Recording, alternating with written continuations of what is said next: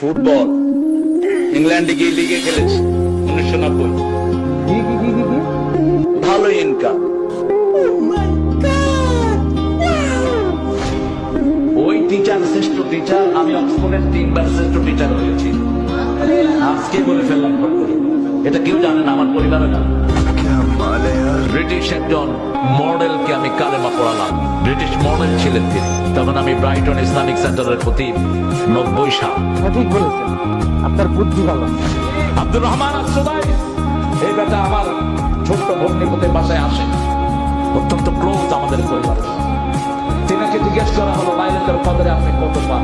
বলছে 87 রাতের জন্য আমি পাই বাংলাদেশি টাকার 100 কোটি টাকা। তোরে কইছি তুই বেশি জানিস। ঢাকার চ্যাম্পিয়নশিপ পুরস্কারও আছে আমার ব্যাডমিন্টনে। আসো খেলবো, খেলা হবে, খেলা হবে।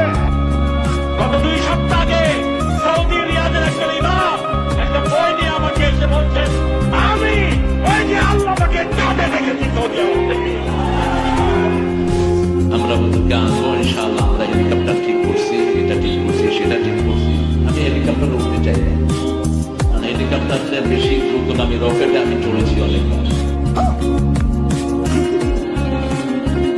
দুনিয়ার সবচেয়ে বড় পয়সালা বেলপ্লেন আইফোনের মালিক দেখা হয়েছে আমার সাথে। স্যামসাং কোম্পানির মালিক আমাকে দাওয়াত করলেন, মিস্টার স্যামসাং।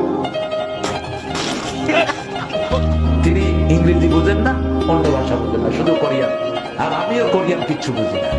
আমার টুপি ওর মাথা দিয়ে দিলাম, মিস্টার স্যামসাং পৃথিবীর শ্রেষ্ঠ একটা কোম্পানি। Donald Trump.